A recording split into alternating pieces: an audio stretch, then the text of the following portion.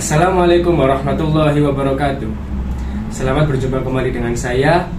Pada kesempatan kali ini, saya akan sedikit menerangkan tentang perkembangan peserta didik pada saat masa sekolah dasar atau madrasah ibtidaiyah. Perkembangan yang mereka alami itu ada 3. Yang pertama perkembangan fisik, lalu perkembangan kognitif, dan selanjutnya sosio-emosional. Apa itu perkembangan fisik? Perkembangan fisik adalah perkembangan yang dapat dilihat oleh mata, seperti badan bertambah tinggi, atau bertambah berat, atau besar, kecil. Itu adalah perkembangan fisik yang dapat dilihat langsung oleh mata. Sedangkan perkembangan kognitif adalah perkembangan yang terjadi pada otak mereka, pemikiran mereka, di mana pemikiran yang dulunya masih biasa saja menjadi pemikiran yang lebih kompleks dan konkret. Semakin bertambah umurnya, maka peserta didik juga akan dapat memecahkan masalah tersendiri, memecahkan masalah yang diberikan secara mandiri tanpa harus bantuan dari seorang guru sebagai fasilitator. Selanjutnya yaitu perkembangan sosio-emosional.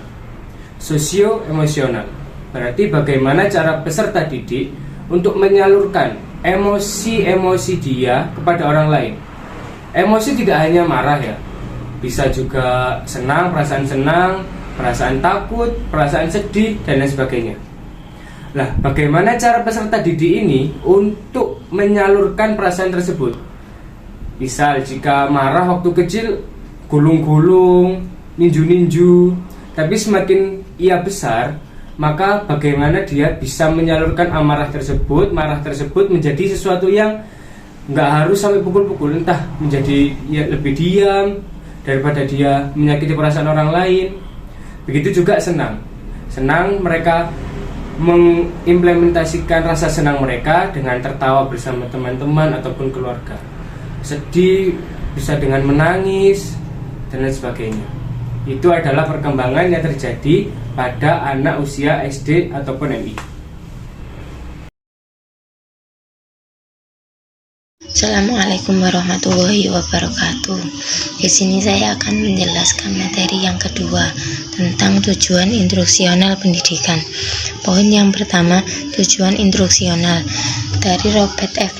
Wagner mendefinisikan tujuan instruksional sebagai tujuan perilaku yang hendak dicapai atau dapat dikerjakan oleh siswa sesuai kompetensi. Secara nasional, tujuan pendidikan tercantum dalam pembukaan Undang-Undang Dasar 1945, yakni mencerdaskan kehidupan bangsa. Manfaat tujuan instruksional sebagai dasar. 1. Menentukan tujuan atau objektif proses belajar mengajar. Yang kedua, menentukan persyaratan awal instruksional. Yang ketiga, merancang strategi instruksional. Yang keempat, memilih media pembelajaran. Yang kelima, menyusun instrumen tes pada proses evaluasi atau pretest dan posttest. Yang keenam, melakukan tindakan perbaikan atau improvement pembelajaran. Di poin ini saya akan menjelaskan tentang tujuan instruksional yang dinyatakan oleh Benjamin Bloom dan Carroll, yang menurut mereka memiliki 3 kawasan atau 3 kelompok, yakni yang pertama ranah kognitif, yang kedua ranah afektif, dan yang ketiga ranah psikomotorik. Di mana ranah kognitif ini menurut mereka memiliki 6 tujuan. Yang pertama pengetahuan C1, yang kedua pemahaman C2, yang ketiga penerapan C3, yang keempat analisis C4, yang kelima sintesis C5, dan yang terakhir penilaian atau evaluasi yang termasuk C6. Di sini dijelaskan yang pertama yaitu pengetahuan, di mana kemampuan siswa itu sudah mulai mengetahui untuk mengingat, menghafal sesuatu yang sudah pernah dipelajari sebelumnya. Kata kerja yang digunakan yaitu mencocokkan, menyatakan kembali.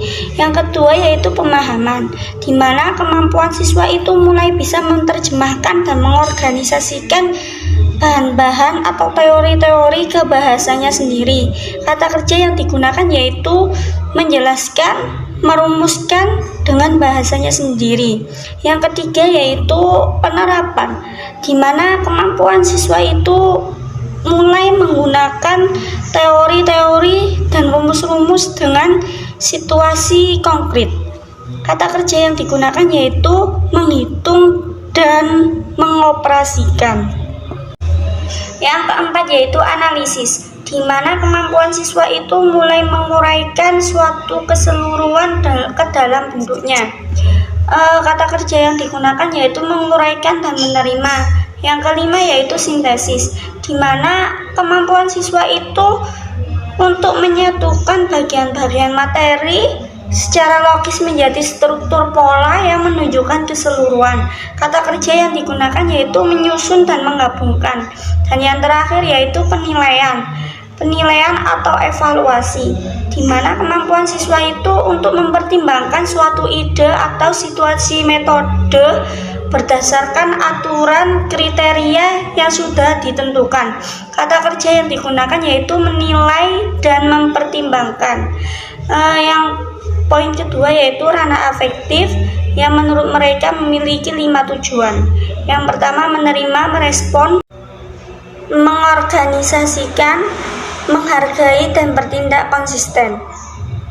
Yang pertama yaitu menerima, di mana kemampuan siswa sudah bisa mulai menerima, memperhatikan stimulus yang ada. Kata kerja yang digunakan yaitu mengikuti, menjawab, dan memperhatikan.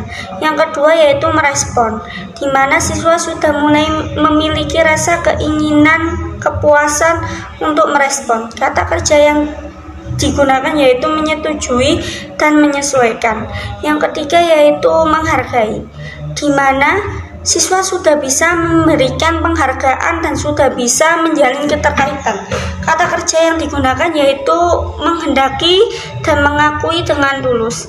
Yang keempat mengorganisasikan, di mana siswa sudah bisa mengorganisasikan ke dalam bahasa atau sistem nilai yang sudah ada. Kata kerja yang digunakan yaitu menimbang-nimbang. Dan yang terakhir bertindak konsisten, di mana siswa sudah memiliki sifat atau prinsip yang terpadu pada dirinya. Kata kerja yang digunakan yaitu konsisten dalam bertindak. Yang terakhir yaitu ranah psikomotor. Yang pertama persepsi atau daya cerap, ini merupakan tindakan menyusun, mengenali, dan menafsirkan informasi sensori guna memperbaiki gambaran dan pemahaman tentang lingkungan. Yang kedua persiapan yaitu perlengkapan atau persediaan untuk sesuatu agar mampu melaksanakan perbuatan belajar dengan baik, karena anak perlu memiliki persiapan, baik itu persiapan fisik maupun psikis. Yang ketiga gerakan terbimbing, merupakan tahap awal menjelajari. Yang ketiga gerakan terbimbing. Gerakan terbimbing merupakan tahap awal mempelajari keterampilan yang kompleks seperti peniruan. Yang keempat gerakan terbiasa, yaitu berkenan dengan kinerja di mana respon peserta didik telah menjadi terbiasa dan gerakan-gerakan dengan penuh keyakinan dan kecakapan. Yang ketujuh kreativitas. Kreativitas adalah suatu pola tingkah laku siswa yang aktif, memiliki rasa keingintahuan yang besar, yang bisa diam dalam suatu hal, serta dorongan untuk berkembang dalam diri sendiri maupun orang lain. Sekian dari kami. Wassalamualaikum warahmatullahi wabarakatuh.